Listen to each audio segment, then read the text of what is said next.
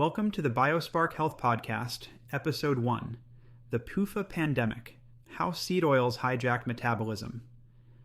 I'm your host, Dr. Steve Presciutti, and today we're diving deep into one of the most controversial yet crucial topics in nutrition, the devastating impact of industrial seed oils on human health. Before we begin, I want to be absolutely clear. This podcast is for educational purposes only and does not constitute medical advice. Always consult with your healthcare provider before making any changes to your health regimen.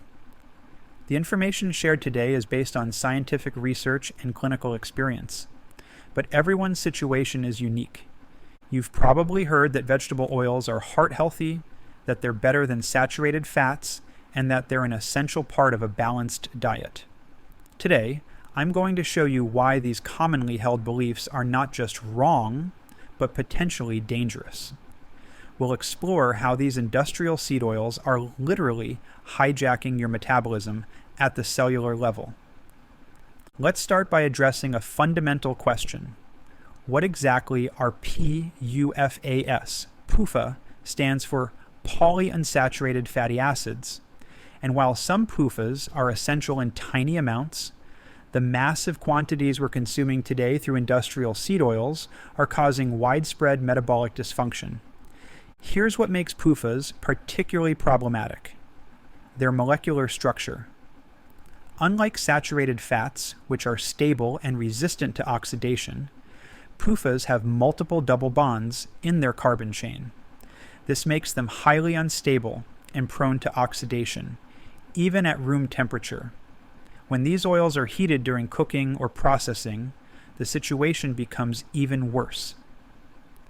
Ray Peat, who's been researching this for decades, pointed out something fascinating. He said that arachidonic acid, which is an omega-6 fat, is 160 times more susceptible to peroxidation than oleic acid, which is a monounsaturated fat commonly found in olive oil. And get this, DHEA, that omega-3 everyone raves about from fish oil, it's 320 times more susceptible to oxidation. Think about that for a moment. From a bioenergetic perspective, this instability is crucial.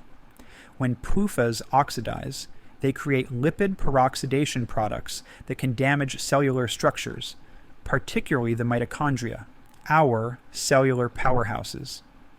This isn't just theoretical. Research has shown that lipid peroxidation products can directly inhibit key enzymes involved in energy production.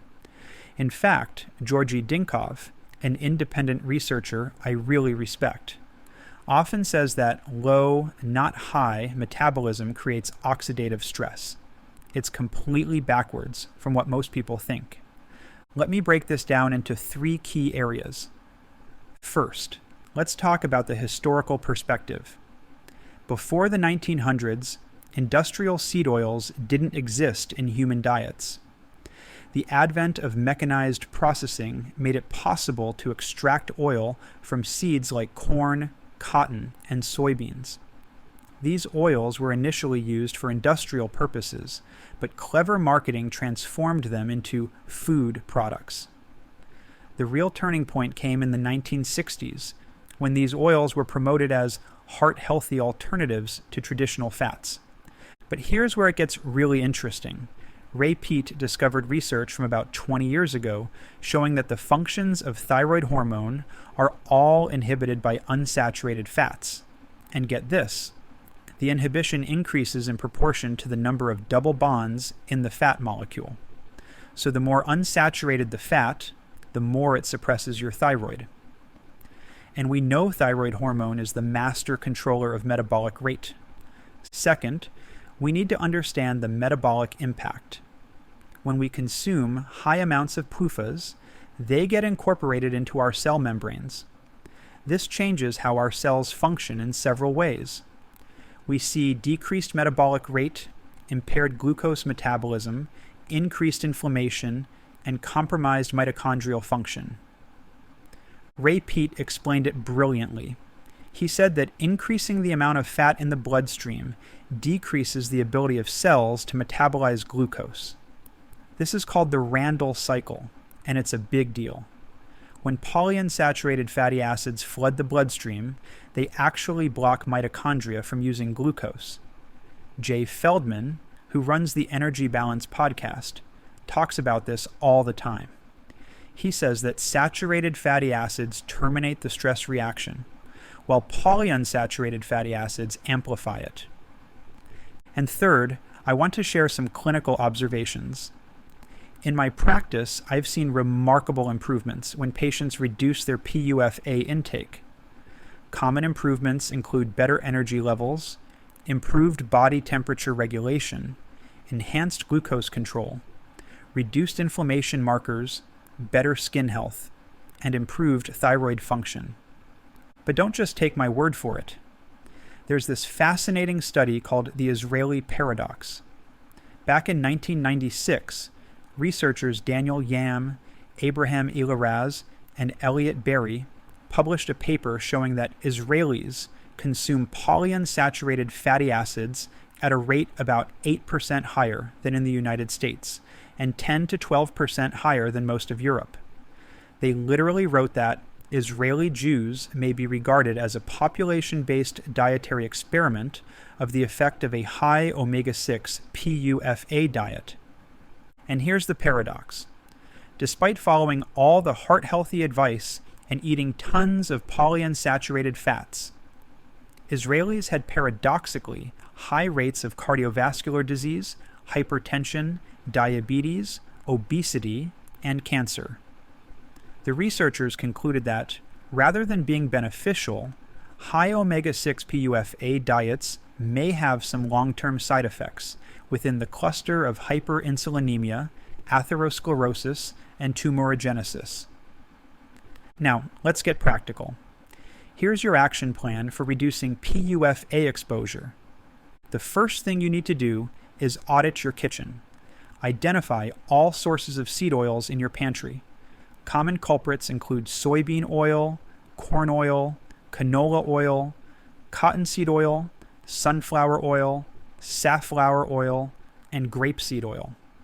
Once you've identified them, it's time to make smart swaps. Replace seed oils with stable, saturated fats. Use tallow or ghee for high heat cooking. Choose coconut oil for medium heat cooking.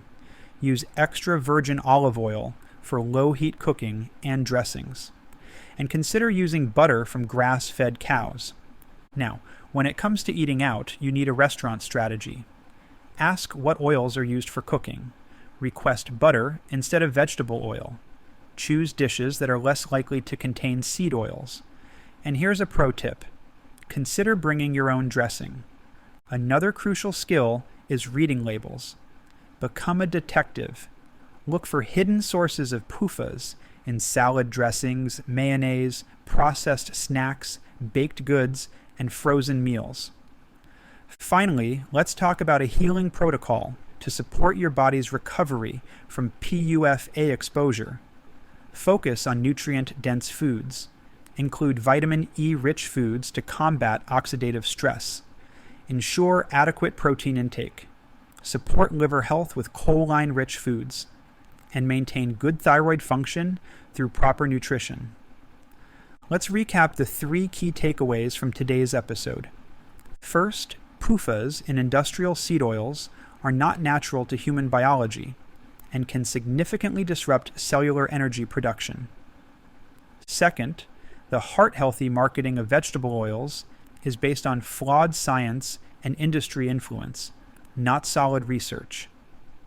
And third, practical steps to reduce PUFA intake can lead to significant improvements in metabolic health and overall well-being. Next week, we'll be diving into another controversial topic: why your slow metabolism isn't your fault, and how to fix it using bioenergetic principles. Before we wrap up, I want to leave you with one more thought from Ray Peat that really challenges conventional thinking. He said, "Diabetes, like cancer, has been known for a long time to be promoted by unsaturated oils in the diet rather than by sugar. Let that sink in for a moment. We've been blaming sugar for diabetes when the real culprit might be these industrial seed oils. If you found this information valuable, please visit biosparkhealth.com for more resources on optimizing your metabolic health. You can also follow us on Instagram, X, Facebook, and YouTube at BioSparkHealth for daily tips and insights. Remember, your metabolism is not fixed, it's adaptable. By making informed choices about the fats you consume, you're taking a crucial step toward better health and vitality. Thank you for listening to the BioSpark Health Podcast. Until next time, this is Dr. Steve Presciutti reminding you that your health is your most valuable asset. Invest in it wisely.